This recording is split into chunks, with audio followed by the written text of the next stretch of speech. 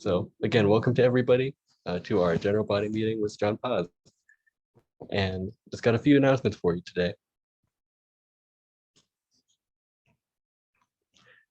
So we went over a few of these last week, but just bringing them up again since they're still ongoing. We have a few club opportunities that we're just gauging interest and who might want to get involved in them. And these are Otronicon, the STC Summit, and FTC Leadership. And so we're going to have a survey at the end of these few slides, or a link to the survey at the end of these few slides, where you can tell us if you're interested in any of these. So first up is Otronicon, where in a few weeks from now, in mid-February, we're going to be going to the Orlando Science Center at a convention that they have that's STEM-based and technology-based, and they've invited us to do presentations about TechCom to the attendees, or groups of attendees that want to attend our session. So in short, we're going to be talking about what TechCom is to just younger audiences and how it applies to really just all fields and how they can use it in their own lives. So if you want to help us either plan for that presentation or attend the conference and help us run it, just let us know. And if you help us out, you also get to attend the event for free and all the benefits that come with it. So that's our first opportunity. And our second opportunity is the STC Technical Communication Summit. That's coming up this summer in May, and it will be in Rosemont, Illinois. The caveat is that if you want to attend, UCF provides funding for groups of students that want to go to conferences like this, and can pay for even partial or full funding for the trip and registration and everything that comes along with it. So we're interested in just seeing who might be interested in going to a trip like this. And it has a lot of great professional TechCom speakers, a great event to network at, and really just a good opportunity to get your foot out there even more in the TechCom world and directly talk to professionals and attend a fun event. So if you're interested in this or learning more, that'll be on the survey too. And we're hoping to, just gather a solid group that we can go with. And last opportunity, FTC Leadership. If you're interested in getting more involved in the club, in the upcoming semesters, including next school year, just let us know. We're going to be looking for new leaders to fill up open positions that are coming up. So you don't have to jump right into it. We're happy to tell you more about what's involved and what everything's about, but just know that this opportunity is out there. And if you want to, we can start teaching you about what's involved early on. And so if you're interested in any of those three things, we have a survey that we'd like you to fill out. You can sign up for just learning about them, or if you're ready to head on straight into them, you can sign up that way too. Just a one-page form, only takes a couple minutes, and it's posted in the chat for you guys. So it's also on our Discord too. So if you're interested in any of these, just fill out our quick survey. We'll reach out to you with info. Signing up doesn't mean that you have to go into all of these. We're just gauging interest. So again, it's in the chat, and we're hoping to get your feedback on it or get your responses to it. And the last main announcement is that we have a job and internship availability come up. So L3 Harris recently reached out and said that they're still looking for an intern for this summer, and a new grad position, or anyone who's graduating or has recently graduated can apply for that full-time position, and anyone who's looking for a summer internship can look over that opportunity too. So whether you want to apply for the internship or the full-time position, there are going to be links to those in the chat too, and on our Discord and socials after the meeting. And the deadline is mid-February. They're looking to start reviewing applications once that time comes around. So you can even start applying now, or just send us questions, or send Melissa Rios questions or emails up there, and try to get that application in within the next few weeks, because they're looking specifically for UCF students to join their company and either intern with them or become a full-time employee after these upcoming months. So keep on the eye for that, or keep on the lookout for that, and we hope you can apply for those. And so our next meeting, keeping up with the tune of weekly meetings, is going to be next Friday, January 28th at 6 o'clock. And it'll mainly be just a discussion-based meeting. We can take some time to talk about the opportunities we mentioned earlier, and just have some general discussion, maybe talk about upcoming plans for the club too. So be sure to join us for that. It's always going to be a great time with you all around. And that is all for our announcements. And without further ado, I want to pass it on to John Paz so he can start his presentation.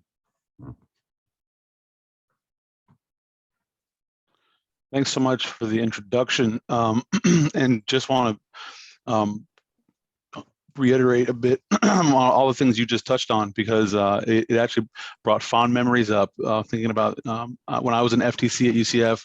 I went to 2 different STC conferences, had a great time at them, not just because it was an incredible professional networking event, but also because UCF paid for it and we hung out and kicked it and had a really great time. I made a lot of those friends I made on those trips, I'm still friends with, 15, 16 years later. And that's actually where I met Alex, and where John knows Alex, I think. And Alex and I became real good friends. Then now he's, the president of Orlando STC, and so it's like you can not just make good professional networking friends, but also just have a really good time. It was a lot of fun, yeah, can't say more better things about it. It's a great time, if only just to see how people like us interact in the wild. Co-signing on that for sure. Thanks for sharing that.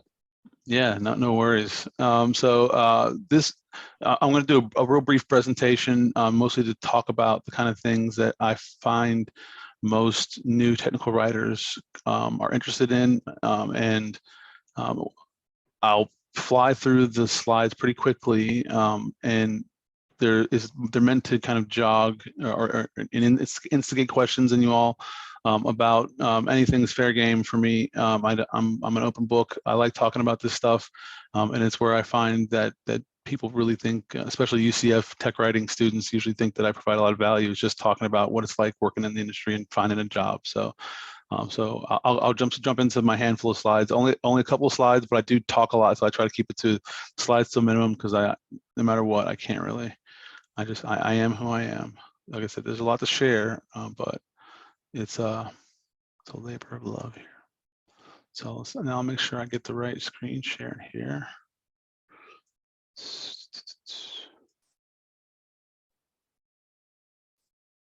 Boom. Now, can you see the presentation? Yep, we can see it. Nice. All right. So I had to give this some sort of title, and I've given this kind of presentation to FTC before.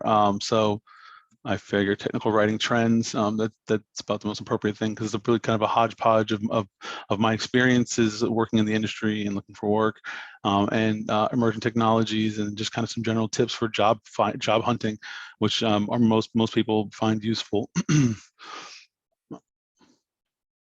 All right, I like to always go through an agenda at the beginning of the presentation, just so you know the part that you may care about the most and where you should make sure you're taking notes. But if you don't want to take notes, I'm always happy to provide these slides later. And at the end, I do provide all my contact information as well to get in touch and keep in touch. And I'm not just saying that, I mean it.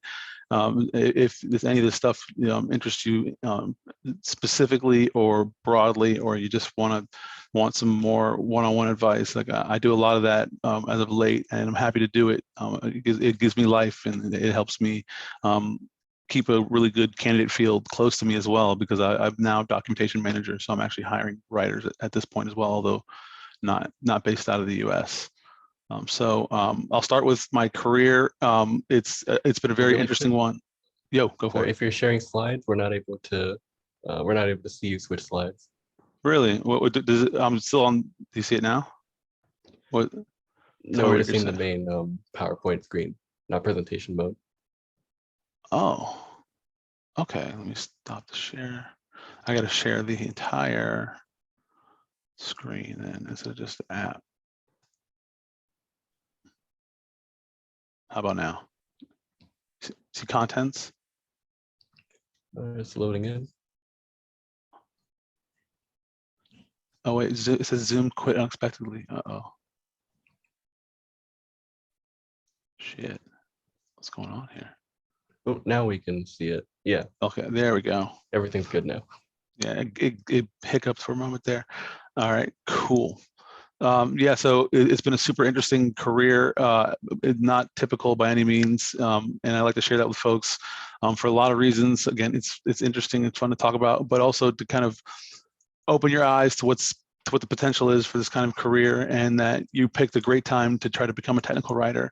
And it's a type of job that can literally take you all over the world, and the sky's the limit depending on how ambitious you want to be. At one point, Forbes listed technical writing, I don't remember what year it was, but you can Google it, listed technical writing as the #1 easiest job in the world in terms of stress. And I like to believe that, and it's actually my mantra that there's no such thing as a documentation emergency, that type of thing does not exist, and it's by design. Of course there are exceptions to that, but in most instances it's very rarely someone's like, oh my god, something's on fire, where's the doc? So it's like everyone should be way more chill about working in documentation, and if that's your type of lifestyle you're looking for, you're in the right place.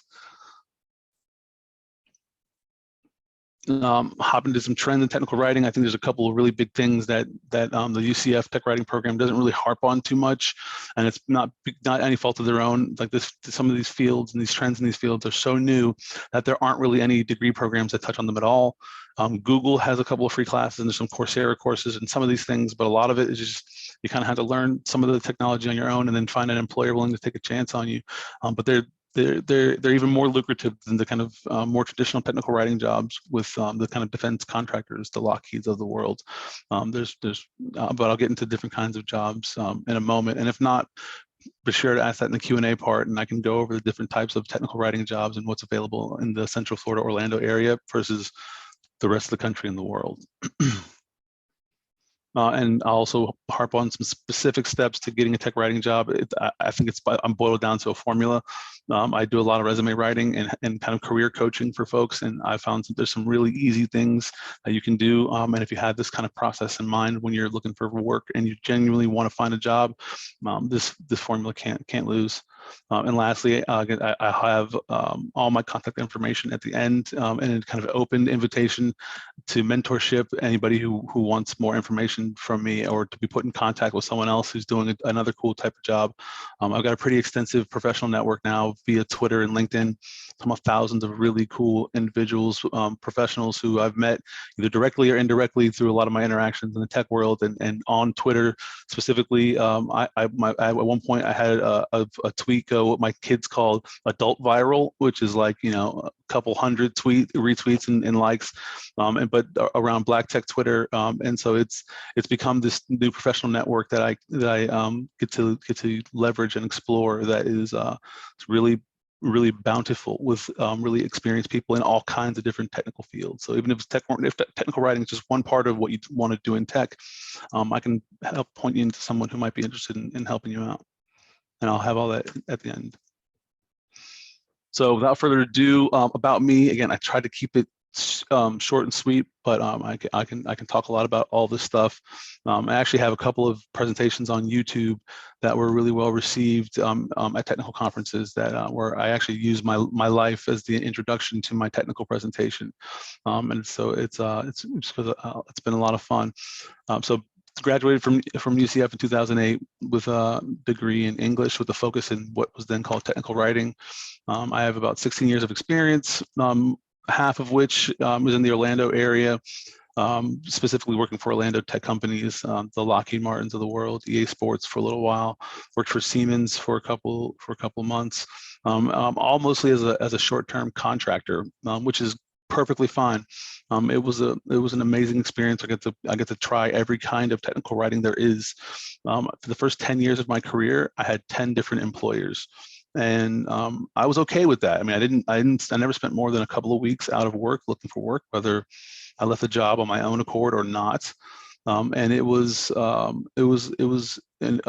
fascinating experience just to figure out what companies hire technical writers, and you'll figure out really soon that a lot of them do.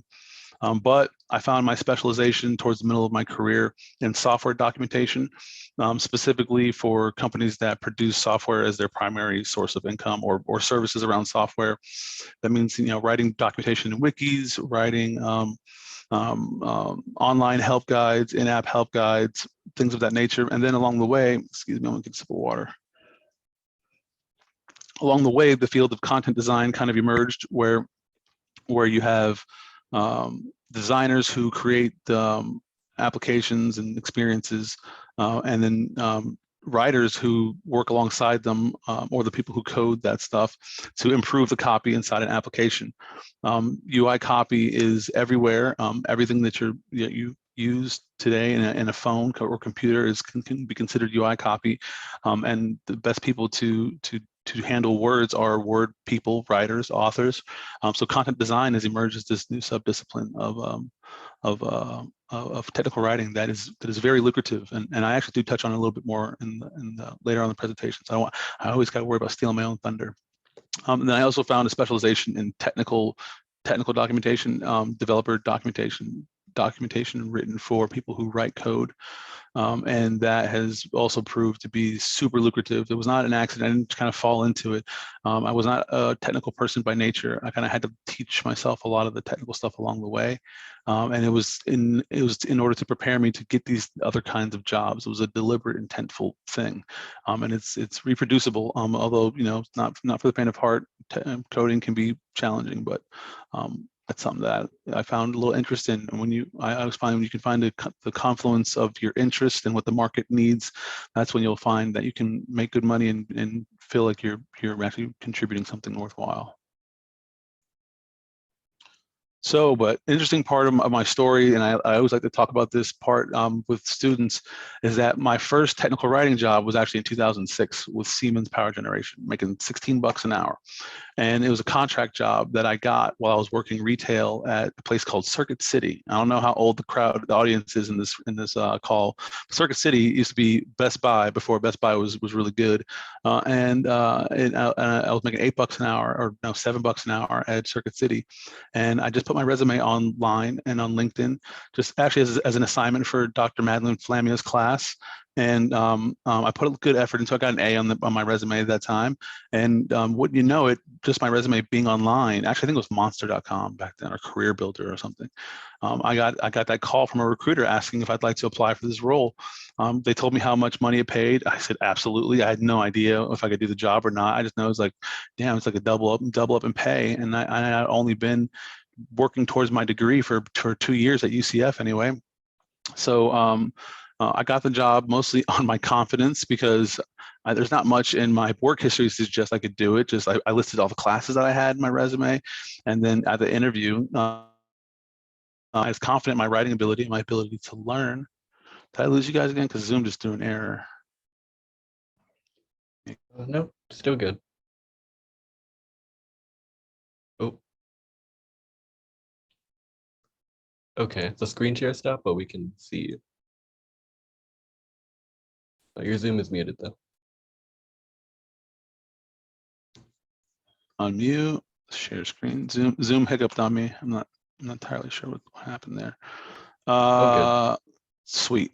So got my first job at technical writing, and then was actually working in the industry while I was pursuing my degree for 2 years. It was a lot of fun to kind of get to talk about those things in class, the challenges I was having, and the different types of jobs I had was varied. And this was about when remote learning became bigger. I mean, I was doing a lot of the hybrid classes, but did almost mostly remote my last couple of semesters. So it was a lot of fun. At one point I worked for EA Sports, which is a video game producer, and I'm a big gamer. And I'm actually at the time a big Madden player, and they make Madden there. So it was like, oh, my dream job as a technical writer. And it was only short-term contract, and it really wasn't the job I thought it would be. But I was on this role of employment that was it was surprising to some people, but once I picked technical writing of all the other type of English disciplines because of the job prospects. I'm not going to make any qualms about it. I don't put technical writing on a pedestal. It's not some way to save the world, although you can have a good impact. Is a way to make money for me. So it was a means to an end, and they had 20-30% projected increase in demand for technical writers year over year, and it was not slowing down. There's only more technology being developed, not less. So it was a no-brainer. So when I found that the market was exactly how I thought it was like, oh, this is just validation for this. I just need to go harder in and the companies that are making the most money. Stop worrying about what the job that's paying me, and look for the company with the most potential to get me to the other jobs. It's looking at if you look at who the highest paid technical writers are in the country, and probably the world, Silicon Valley-based technical writers are the cream of the crop in terms of pay. I mean, they top out very easily at $250,000 a year. The cost of living is outrageous there, so you kind of have to factor that in sometimes, but it doesn't negate the fact that they get paid like more than engineering managers get paid in Florida, which is kind of those are the highest paid people in tech and technology usually. So I steered my career intentionally towards software, and found myself in over my head with a company that was doing big data transformations and other stuff. It was just it was really hard to explain if you're not into the stuff. And I was in way over my head, but did my best to learn it. And from there, finally got the courage to apply for a job in Australia with a really great company called Atlassian. I'd been an Atlassian customer through like several different organizations, was actually like an administrator for their tools, and really was like a believer in like the way they built software, like their philosophy for things, the way they, I actually, because I was in their documentation so much trying to figure out how to do stuff, naturally I clicked on careers and I learned about the company. And I mean, it took me like 6 months worth of courage to see an opening that I wanted to apply for. And when I did apply for it, I completely redid my resume just to highlight all the Atlassian stuff I did. I wrote this really passionate cover letter, which I found is actually a way I've gotten like 4 or 5 jobs I probably had no business getting. It's all a sweet cover letter will actually get you a job that you may not have any business getting. And I'm happy. I actually have a presentation that I'm planning on giving for you all next month about resumes and job applications, where I get into a lot more detail about specifically how to make a resume that's going to get you a job. It may not be the sexiest looking resume, may not be a designy, cool resume, but it's going to be way better than those Microsoft Word templates.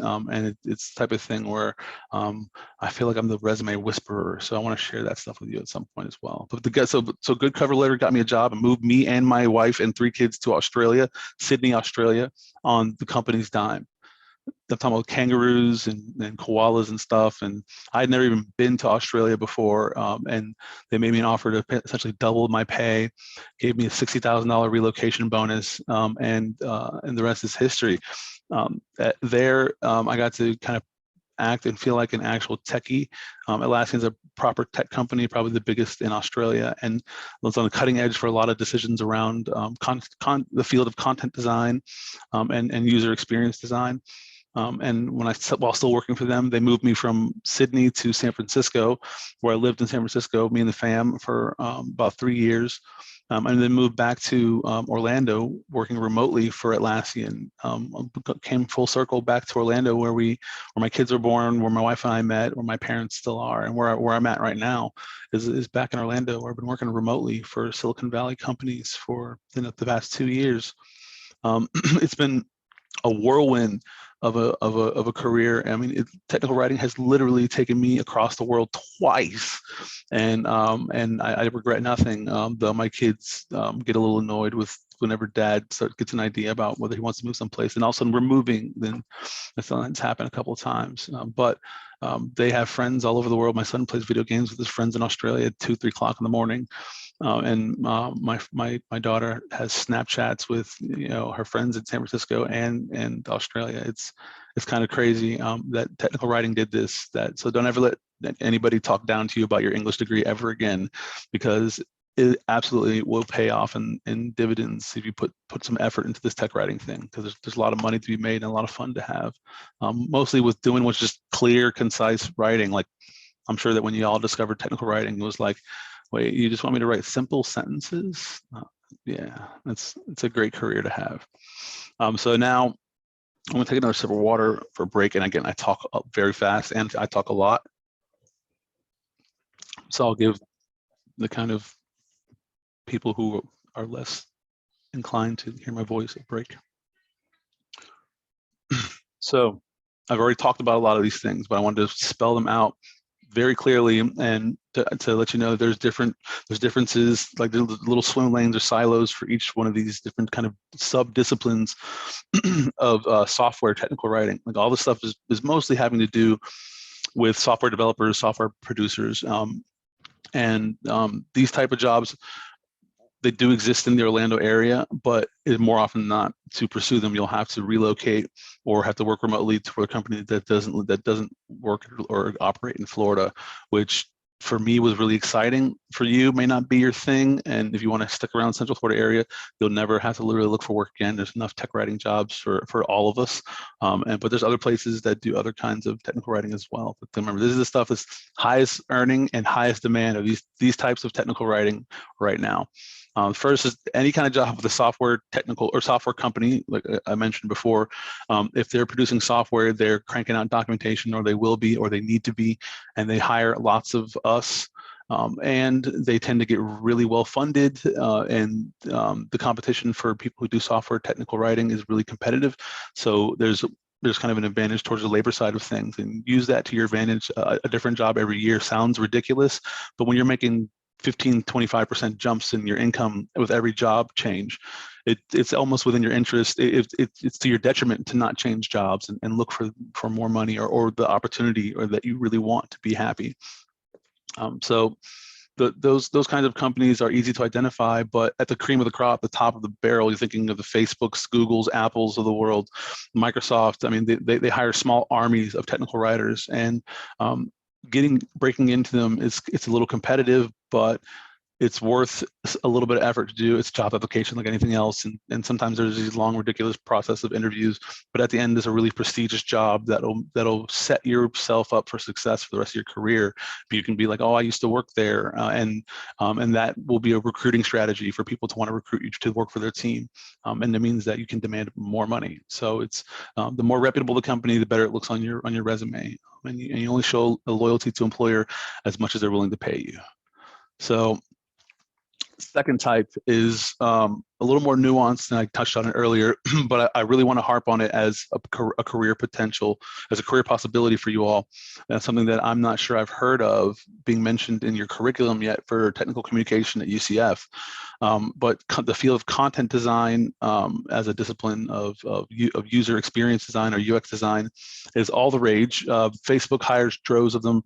So does Apple. So does Microsoft, where I worked at Atlassian. They have more content designers and technical writers. Now, content design is kind of a subset of technical writing, or I guess technical writing is content design.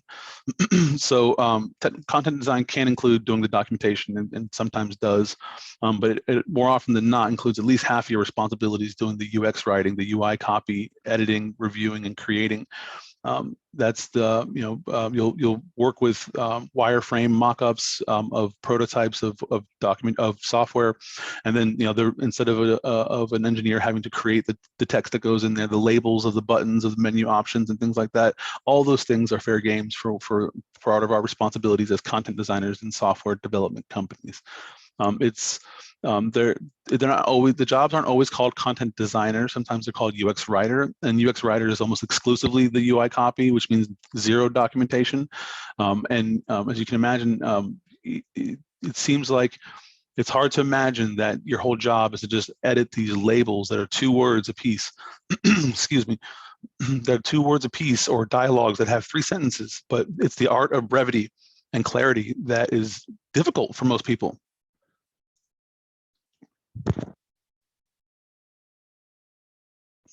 Excuse me. I feel like not enough water. It's difficult for most people. So don't downplay your expertise. That just because you can identify poor grammar without thinking about it doesn't mean that everybody can. And most people don't know how to sound human as the people who are producing this software. Sometimes their English is not their first language. A lot of development engineering sides of the company are outsourced to other companies who are in other countries, or engineers, just technical people, computer science people, aren't always really strong writers or communicators, and that becomes our value add to the organization.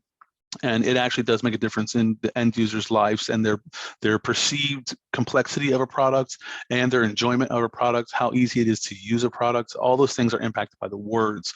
And as content designers, that's our responsibility. And you almost have to become a project manager for different teams that you're willing to help, and different stages of the process that you jump in. And different companies use them in different ways. But that's the gist of it. It's the words inside the application that are your responsibility. It's a blossoming fields, and you may not find tons of them locally in Orlando, if any, but in Silicon Valley, in the Pacific Northwest, all up and down the East Coast, you'll find lots of content or UX content design jobs or UX writing jobs, and they're actually a lot of fun, super straightforward from a writing perspective, but they also tend to be very lucrative. The last kind is far more technical. It's on the very opposite end of the spectrum in terms of difficulty to break into, developer documentation. If you're techie already, if you like coding, if you were doing computer science and then switched to technical writing, this might be the thing you should be looking into. These jobs start at making the same kind of money as developers in some places, 60, 70K easily for people with almost no experience. And you can get this kind of experience all on your own from YouTube, GitHub, Bitbucket, contributing to open source documentation needs. You can fiddle with APIs in your own time and write blogs about it. This field is so new and raw that anybody with an interest in it, and you can prove that you can do a little bit of this, and it's a very specific kind of writing, and you do need to be comfortable looking at computer code, and sometimes writing computer code or testing computer code. That is the gist of the job, and if that's your jam, then this is the thing you should be looking at, because it tops out the highest paid technical writers in the world are doing developer documentation. Right.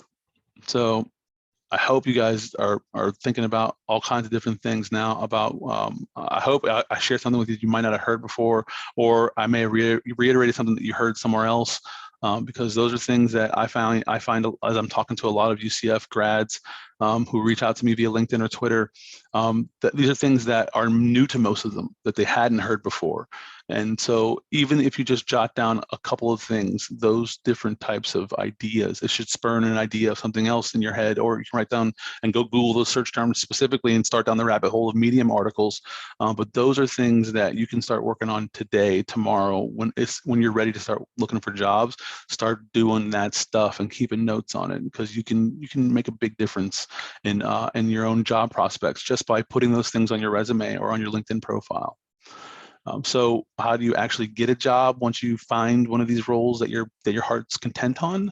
It's a pretty simple cycle, and this is kind of repeatable for every type of job you'll look for ever in your life. I'm using this specifically for tech writing jobs, and this is the process I literally prescribe to my mentees who I talk to about breaking into technical writing or finding their first technical writing job after graduating. These are literally the steps I tell them to work through, although for this presentation, it's the first time I wrote them down like this. But the first step is you got to get your resume together. And I mean, you got to treat your resume like an actual technical document. You got to forget the Microsoft Word templates. They will be to your own detriment. They will make you look foolish, because they include parts of things that some designer thought was really interesting, but your gut instinct and your document design instincts are better than what theirs are. Trust that and start over from scratch, and treat it like a homework assignment that you are the subject and you have to do research on, and make that resume a single page and make it look good. It should be balanced. It should include, good use of white space. Keep all the fonts simplistic, and it should be scannable. I mean, these are all things that I'm sure you've heard harped on over and over again in your tech writing classes, or you should have. And treat your resume seriously, and be ready to update it. So use a good naming convention for your file names, so that you can, because you're going to have lots of iterations of your resume, or you should, as you're job hunting, because you may not get that job on the first or second one, and you got to tailor your resume to every single job you apply for. The second thing you need to do is get a LinkedIn profile. You can think I'm being biased towards one social media company over another. You could argue Indeed or any other one, but that's foolish. LinkedIn is where the recruiters are, and recruiters become your best friends when you're just starting out your career or when you're job hunting. You open up LinkedIn. If you don't have an account, don't be embarrassed, start one, but treat it like a design document as well. And I put the resume before the LinkedIn, because once you're fiddling with your resume, you should have all the kind of things that are appropriate for LinkedIn on hand. You're not going to have to do this twice. It's an incredible resource. It's very valuable, and it's where I do recruiting as a documentation manager for potential candidates for the jobs that I'm hiring for. LinkedIn is extra powerful. the third step is you need to take your job hunt seriously and treat it like it's academic research. I'm talking about when I had a wife and kids to support when I was in college. So I tend to be a little bit different, but the stakes were very high for me to have a job and to always have a job because I needed to pay bills and feed my family. So when I would find myself without a job, which happens periodically, things happen, finding a job became my job, which means I try not to sleep in. I would wake up and I have a spreadsheet of the companies I'm looking at, the different roles I want to apply for, and each one I would basically hold up my resume on one side and the job description on another side, and go line by line in the job description. Do I meet this requirement? Yes. Can you see it in my resume? Yes. And if I am confident that I can meet over 80% of the requirements in a job, I'm going to apply for that job without even thinking about it. I'll look at my resume, make sure it's updated to match the search terms to get through the HR black hole, but I'll go forth confident that I can actually do that thing. But even if it's less than 70 or 80%, if I see that half the things on that resume or half the things in that job description are things I haven't done before, or things that I want to do but have not yet had the opportunity to do, that's where updating your resume becomes super important. Get creative about highlighting the things that are similar or transferable, or get really into your cover letter and talk and explaining why those gaps exist. Could be you're out of work for a while, or you're changing industries, or you're just starting a new career, or it could be why you're really passionate about their products or their company. What sets you apart, or why do you think that you're going to be great at that job? And these are things you should be compiling in your research when you're preparing to actually apply for a job. Once you've identified the companies you'd like to work for, you got to actually find an opening to apply for that helps a ton. But if you don't, then you should actually start stalking them on LinkedIn, Twitter. If you find professionals that are doing the job that you want to do, see if they have professional meetups that you can go to where you might bump into them and say, oh my goodness, your job. I'm just waiting for an opportunity to open up. But man, I see the work you guys are doing. You're doing great work. And then when you show that you have an interest in their products and their organization and the people themselves, you'll be surprised. Job opportunities will pop up. But as you find those job opportunities, and when you find that say, oh, you know what, you seem like you might be the right fit for this job. So why don't you send me over your resume? That's when the cycle starts over, and you say, oh, that's sure. Do you have any requirements or a job opening to apply for? And you do it all over again and update your resume for that new job that you're going to apply for. And you repeat the cycle until you get that job, and then you can let your foot off the gas and not have to worry about updating it so often. But this is something that is not usually spelled out so clearly to students, and it is really easy to replicate. LinkedIn's super friendly, and I mean, if you have Facebook, Twitter, or anything else, LinkedIn is just as easy as that, and it actually helps you out with organize. Sometimes if you have no resume at all, sometimes it helps to start with LinkedIn because it's like a form to fill out. But in any case, you got to have a resume and a LinkedIn and be ready to share them, and be ready to go to an interview in a moment's notice. All right, so I've reached the end of my presentation. It seems like I was going to talk forever, but I am done. But this is something that's fun to me, talking with students about this kind of stuff, because there's so many opportunities out there, and I really want UCF to be known as a place where you find quality technical communicators. It helps my brand, and it helps my alma mater and the English department that I care about, and a lot of professors I care about. But more importantly, it increases the kind of diversity that we need in technology. It's very West Coast biased. It needs people who are from different socioeconomic backgrounds as well as cultural backgrounds, different genders, and everything. It needs us. Tech needs us just as much as we need tech, and we'll all secure the bag in the process. So lastly, contact information. John's recording this. John's also got all my contact information. I'm findable. You can Google me, or LinkedIn and Twitter is where it's at for me. That's where I really post a lot of fun stuff, especially a lot of stuff about the UCF football team. Yeah, I say get in touch if you want to. If it seems like something you want to talk about, by all means, get in touch. I'm happy to do so. Thanks, everybody.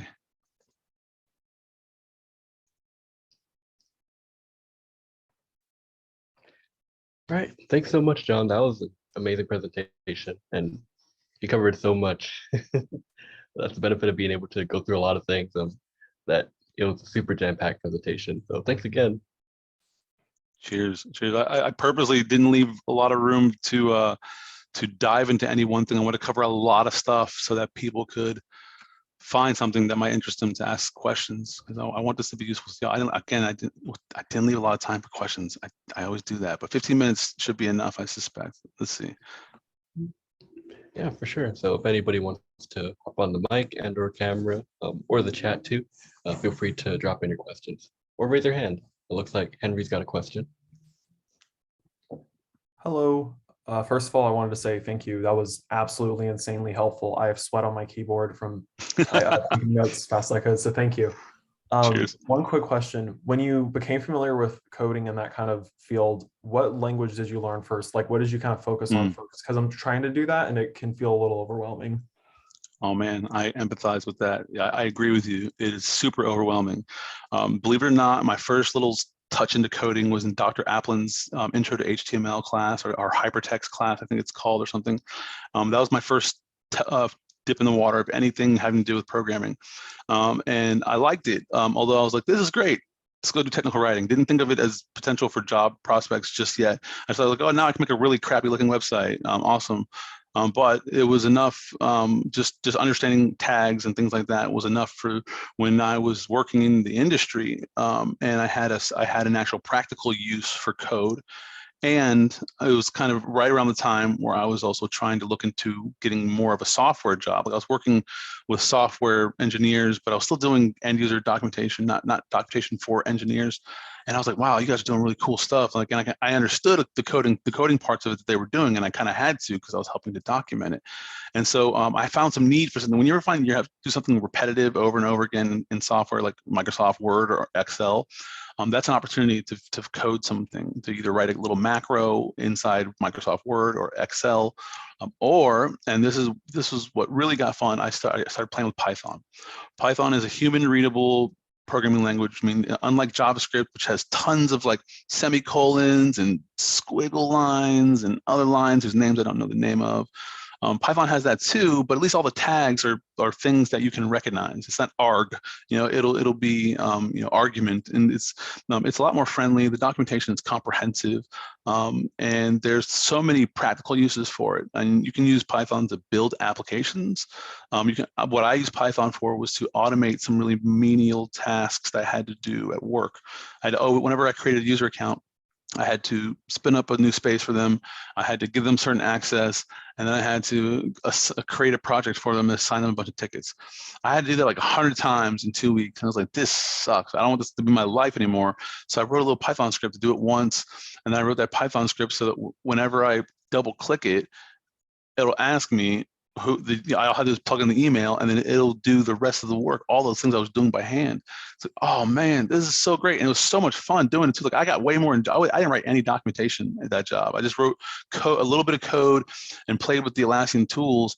And it was so much fun and so powerful. And that's how I learned to use APIs. I learned like, oh my God, APIs are great.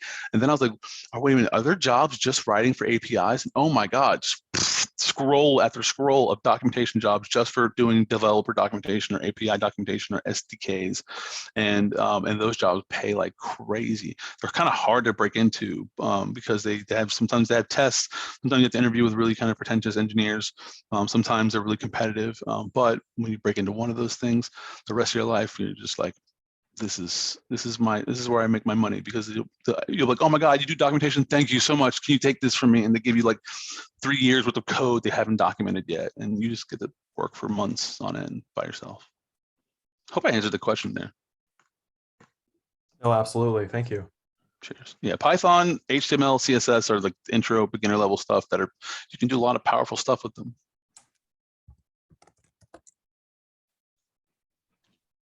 And we've got a few questions in chat too. We've got a couple from Yash who said, first one is, what are some ways I can get started building a portfolio of my own? I love that question. Your academic projects are a potential source for portfolio fodder. That is, if you take them seriously. I know when I was in college, it varied greatly how much effort I was putting into my projects, depending on which class it was and how many crazy things I had to do that week. But there's nothing to say just because you turned it in and got a C. If it's something that you can put a little more polish on and then put into your portfolio, it's worth doing. It should be something that looks and feels like technical documentation should be. You'll know it when you see it. Do some Googling, and you can do some Googling. Actually, you can look at my portfolio, johnapaz.com, or get me if I have it linked on LinkedIn. And so you want to have at least a snippet of the project and then a little blurb about the project and your contribution, because sometimes projects you collaborate on, just so they understand what the hell they're looking at. If they can download it, click into it, or see it themselves, double points. But really, you only need a screenshot of the thing that you did and then a little blurb in it in each page of your portfolio. So another thing you can do, one thing I wanted to make sure I talked about is blogging. My blog got me multiple tech writing jobs. At one point, actually, the probably the biggest leap in my career, when my first true software documentation job, the hardest one I ever had, the guy who hired me was like, "I hired you because your blog is awesome." I was like, "Whoa, that's great!" I was like so proud of that. And really, I worked for a company before that where I wrote a lot of code and automated my job. So I was like working 2 weeks out of every 4 weeks. The other 2 weeks, I became a very prolific blogger. It was great. I kept up with ESPN. I was just messaging my friends. My friends were like, "Do you even work, bro?" I'm like, "Oh man, I automated my job. I didn't tell anybody about it. It's great." And then I got kind of bored with that, and so I found you'll find ways. It's I got a little off track there, but yeah, portfolio fodder is everywhere. You have to dream up scenarios and find things to write about. Your blog, if you write technically or about technical stuff, product reviews, tutorials, great things to write, improve on a tutorial or mash up tutorials. You find a good tutorial, it's like, "Oh, this is my take on this tutorial." I mean, even doing like walkthrough Twitch videos, those things are invaluable to tech companies, and any one of them just will hit a right note. And if you include them in your portfolio, and one of them will be like, "Oh, we want to create stuff like that. Can you help us?" And you'll be like, "Yeah, sure." And this is just one thing you did like out of nowhere. And you're like, "Oh, I could do that." And then you're like, "Oh no, I got to do that." But that's great because they're going to pay you to figure out how to do that. That's okay. That's what you want. And I just posted John's website and his LinkedIn. And I gotta say, his website and blog is great. So be sure to click on that. And so Yasha's second question was, I know some small business owners, and would creating content or documentation for them be a good way to start? Absolutely, 100%. I did that as a side gig for a little while. It's not super lucrative, but it is great to get you going to work for a real customer. And I hate making up projects just to make up projects. It's hard for me to get motivated for that. But yeah, absolutely. Small businesses are a huge source of that.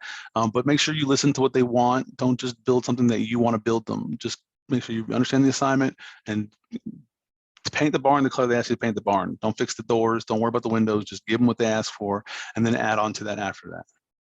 Great question. And we've got another question, this time from Sure. Nicole, who asked, have you found that there are some programs that companies use more often than others, like Illustrator, XML, Dreamweaver, Jira, etc.? And are some programs more commonly used in specific industries? Yeah, there are some. Locally in the Orlando area, you cannot do any wrong being a wizard with Microsoft Word, Adobe PDF, and yeah, Dreamweaver, XML. Those are things that in the Orlando area are going to get you a job. They're also really expensive pieces of software that are hard to figure out on your own. What you should do is find technology that you can get a trial version of, an education version of, and play with. But I say, don't beat yourself up if you can't figure it out on your own. Read some tutorials and try to play with it, and then put it on your LinkedIn profile. Like, I'm not playing. You don't have to be prolific in it. You just have to be familiar, comfortable with it. So I have a learning curve with this piece of software, and so it's not dishonest, but just know enough to be dangerous. You don't have to be an expert, but if you like it, that's double points. Especially make sure that you should be able to at least point to a couple of job descriptions that have it listed in their requirements, though, because if you follow your heart, whatever you find interest in, that's a good sign, and someone will want to pay you for that, I suspect. But you do well to try to go where the market wants, and it's kind of difficult to say. Video editing software, graphic editing software is huge. If you can do one, you can do them all. But I say knowing Photoshop on a deep level is an absolute asset. It'll get you hired for sure.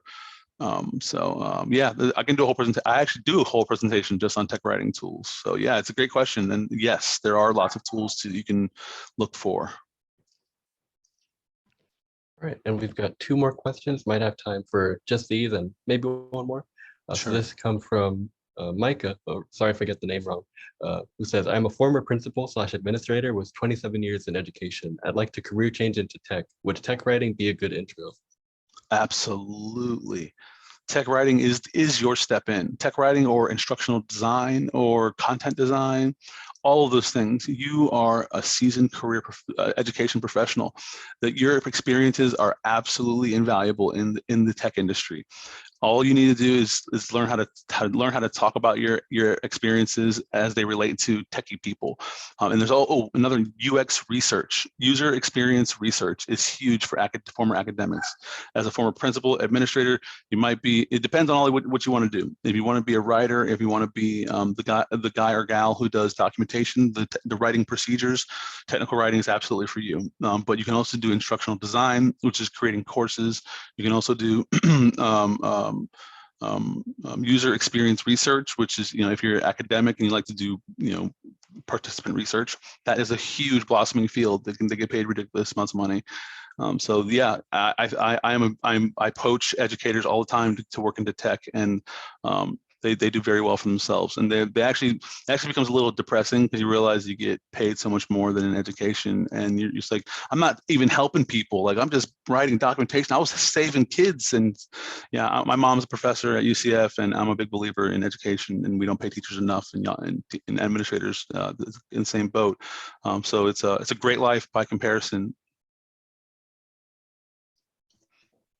And next question is from Caitlin, who asked, if you have multiple areas of experience that don't typically go together, like designing logos, editing, tech writing, etc., what would be a good way to present those skills on something like LinkedIn? Or put another way, how focused should you be when trying to get recruiters' attention when you don't necessarily know what you want?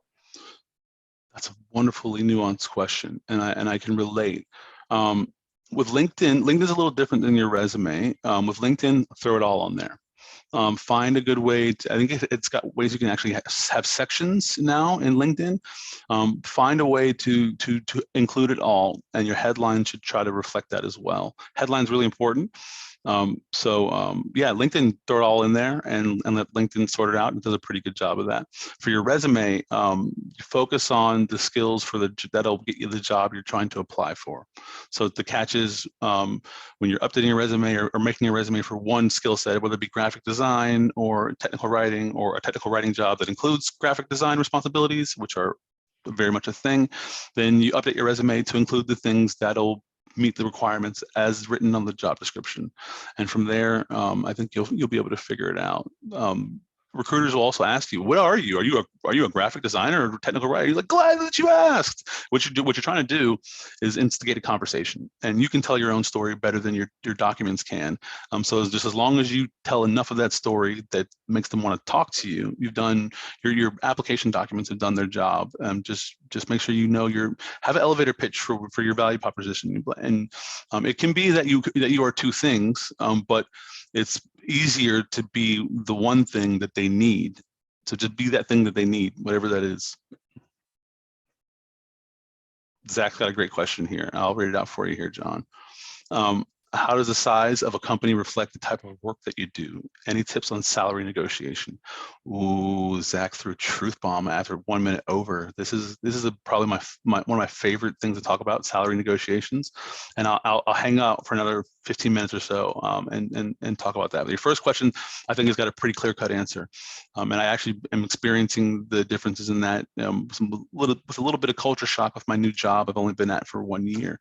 So I work now for a company called Menlo Security. They are very much a self-described startup. Even though we have about 300 or 400 employees now, we've only been in existence for about 5 or 6 years. Our employee growth doubles almost every year, something like that. Incredible growth, and it is a very exciting time to be here, but it is very different than where I came from, which was Atlassian, who I started as employee number like 750, and it was like they had 3,000 employees by the time I left. And it was very much, I started as like the number 6 technical writer, and when I left, or content designer, and when I left, I was like number there was like 45 of us. So I was on a proper team of writers, which was great. The biggest team of writers I ever worked on. And let me tell you, it is night and day, the kind of responsibilities that I would have as a member of an individual contributor of a team versus a team of one, which I kind of am here at Menlo. Though I knew the job at Menlo was sneaky big. And I told my manager when he was recruiting me that I had aspirations to be a manager, that I wanted to be able to build a team and help people grow as technical writers. We said, oh, great, because we're like really underinvested in technical writing. I didn't realize how bad it really was, because this small little company, it's kind of guerrilla documentation. It's documentation by committee. It's documentation by whoever has the time and tolerance to do it. And most people are, man, everybody thinks they can do documentation until it's time to write some words. And it tell you what, some weird crap comes out when everybody is having to fiddle with the documentation all on their own. When you have a dedicated person who's doing it, and man, things just start to snap and make sense. Yeah, the responsibilities vary greatly at Menlo because I have to do a lot of other stuff. I have to meet with a lot more people. I have to wear a lot more hats, talk to a lot more teams. Whereas with when I was working for a bigger company, I had a single product that I worked on, and that product had a couple of teams, but I was pretty much responsible for one area of the company, and that was it. And that was okay. I mean, it was plenty, yeah, very good question. But it is quite different, and it was very different working for Lockheed Martin versus working for EA Sports. Like even the type of company or the industry that they're in. EA Sports had a ball pit in the meeting room. They had free beer and free cereal on tap. I remember everywhere you went, video games galore. I would whoop my boss's ass in Madden on a regular basis at lunchtime. Like versus Lockheed Martin, where I basically had to take a golf cart to lunch to get to where the cafeteria was, and where I sat in a cubicle of where the people who had headphones in who I never spoke to. And Lockheed Martin made me pay for my own coffee. And I drink so much coffee. Like they had a sign saying, don't take this coffee unless you're part of the coffee club. And I was offended. I was like, what? I don't have $1.50 in my pocket for free coffee. This is like, I work here. You're going to charge, I work here. And so it's very different kind of environments. And versus Atlassian that had free food, free beer, free wine, all that stuff, all the free ice cream. My kids would come up there and get ice cream all the time at Atlassian because they had just a freezer full of every kind of ice cream pop you can think of.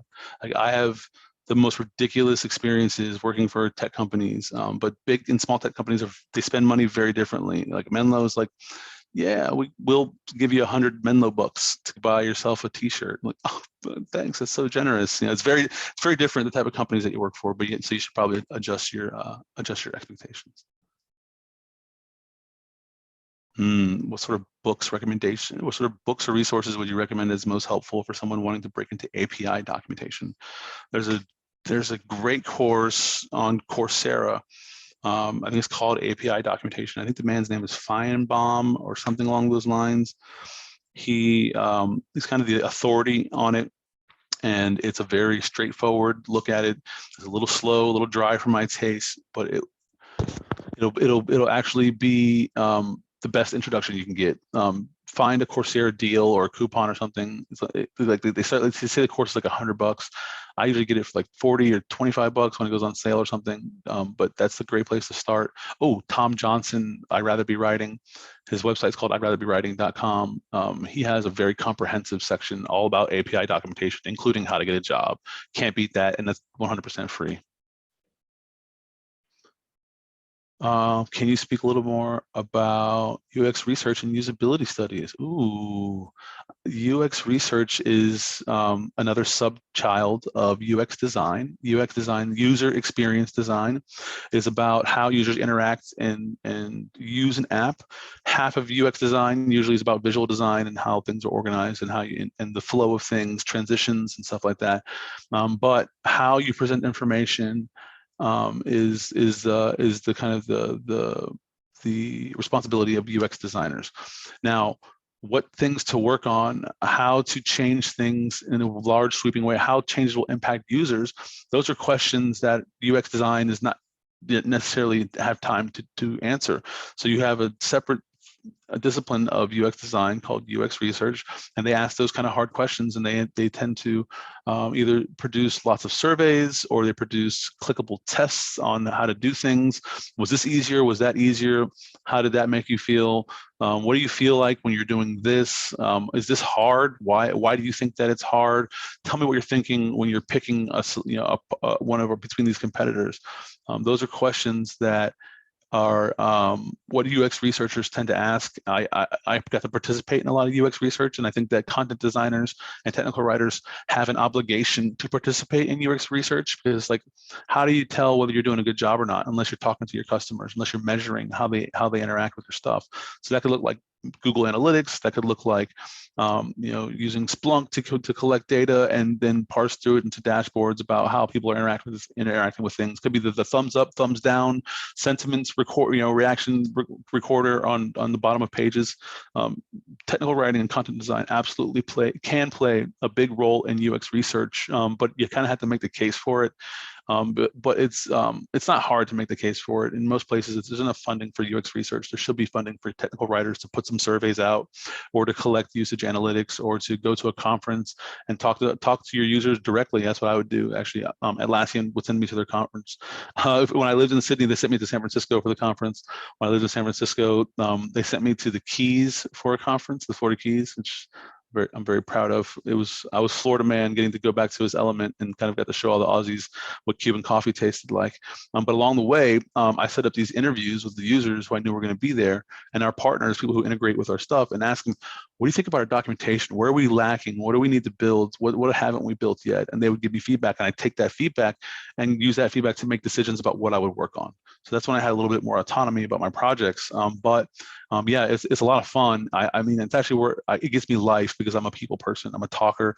I love to interact with human beings. So UX research is something that I love to do. And I actually have a little side project that I'm working on with cryptocurrency and user research. So if you're into crypto, get in touch with me as well. Got lots of fun stuff cooking with that as well.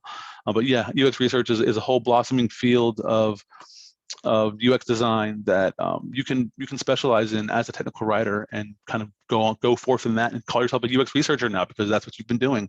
Like, there's no school for UX research. I mean, there's boot camps and stuff, but you don't need that. Like, if you've done a bachelor's degree or a master's degree, you know how to do research already. You know how to do how to use a scientific method to try not to introduce bias into your experiments. You do that to the best of your abilities, but then you just move on and conduct an experiment. Like, oh, I use this word instead of that word. Did that make them click the button more or less? And you actually can do experiments that have impacts on business value and business decisions. So it's very valuable. And if you use that in your arsenal, you can use it as another thing to pull out as a technical writer, or a whole another career path.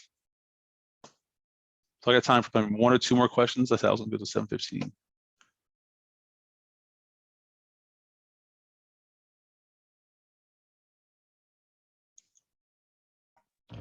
Any last ones? No And worries. it could be over mic or over the chat. I guess one general question I wanted Sure. to ask too. What are both soft skills and hard skills that you consider essential for someone just getting into tech writing?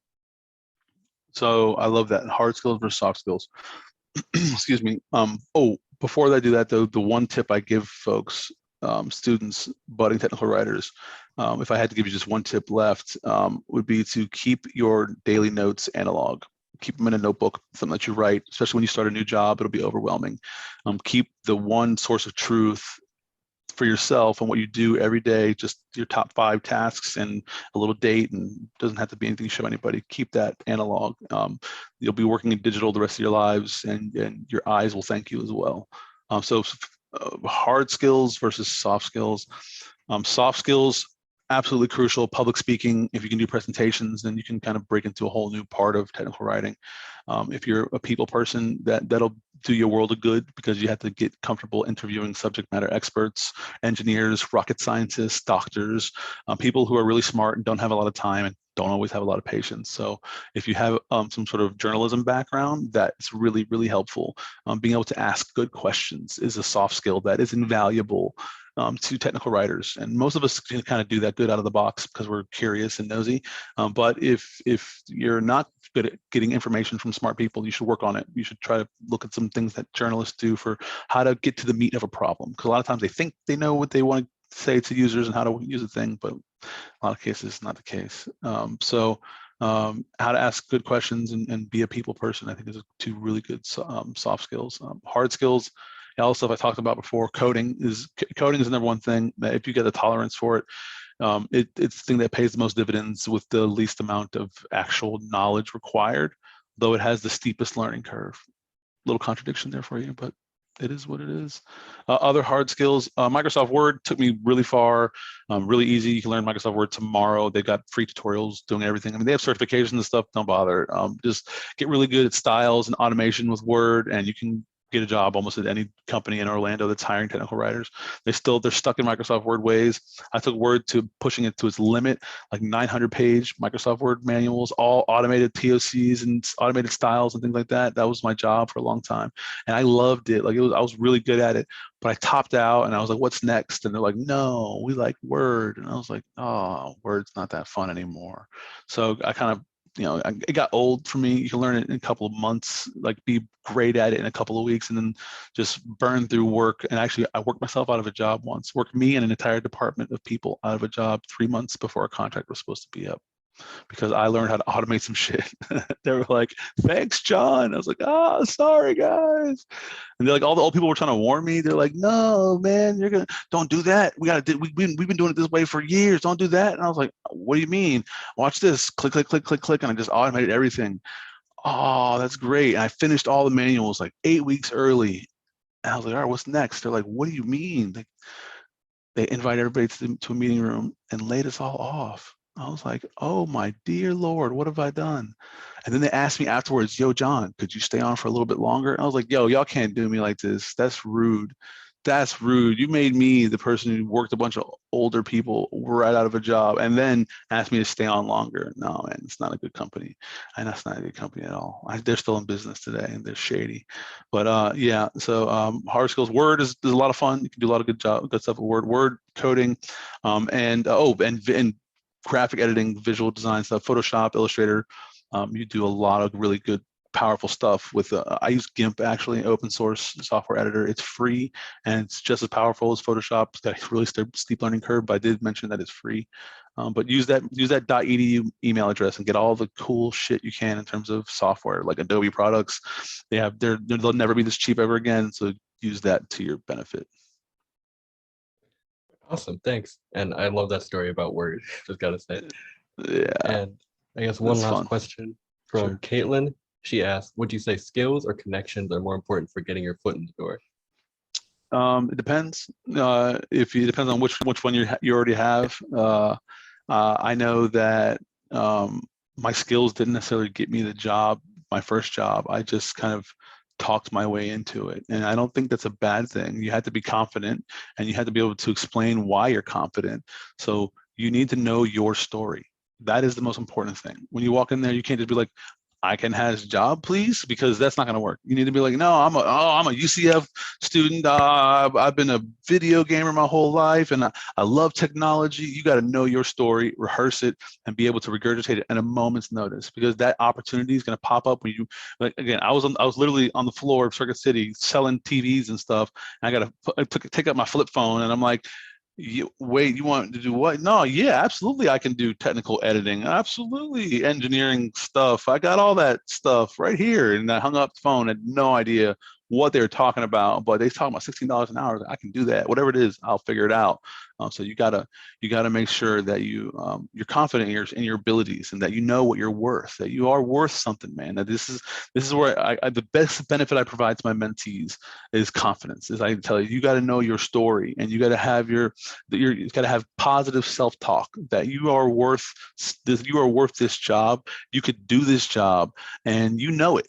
And when you walk in feeling like that, people want to work with you. People want to help you out, or they at least want to understand, where's this confidence come from. It's like, "Oh, I've been around some places. I've written some stuff. Here, check out my blog. And literally, like, you should be proud of that blog. You should put some effort into it and write about something that you're passionate about. And it helps if it's not super controversial, but sometimes the controversial stuff works too. But be confident in who you are. And when you apply for a job, the most important thing you can do is be confident that you actually want that job. Like, when you really want the job, you're like, no, man, this is really cool. Your passion seeps through. They'll be like, oh man, no, this guy's going to do a good job. This girl's going to do a really good job, because they want this job. So that's why the research part of my advice when you're looking for a job is so crucial, that you should do your homework about the market, about the industry, about the company. And when you're ready to apply for a job, your instinct will be like, oh, I want someone to review my resume. I'm like, oh no, I don't want this job to slip away. I want to apply for it right now. That's a good sign. And you should be able to talk about why that's important to you and why it's cool. 2 minutes over my 15-minute overtime. Terrible. No, totally fine. Like, also, I felt that. I think everyone in the room felt that right there. I hope so, man. I hope so. Yeah, between just that answer and just the whole presentation, the whole Q&A, those were so many. That was so much good advice, so much good discussion that went on. So yeah, just thank you again. And on behalf of everybody, we appreciate it.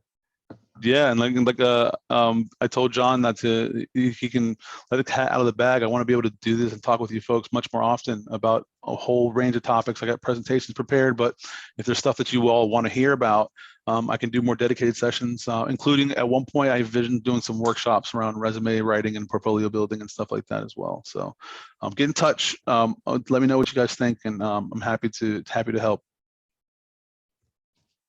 We appreciate it. And got a question in the chat about the recording. So we have a YouTube channel that we post our recordings on, and should be up pretty soon. I'll just post that in the chat. So the link to the recording will be on our YouTube, and also if you're on our Discord, we just posted there as well. So you can just check those. But yeah, sweet. And just want to say thank you again, and to everybody watching the recording. We hope that you gained a lot from it. For anybody in the call, if you want to, you can stick around for a minute or two afterward as we close things out. But yeah, I just want to thank everybody for coming to this Q&A. And again, like John said, we're open to do this more often throughout the semester and maybe into the future too. But next month, he's going to be returning to talk about, would you like to say a bit about it, John?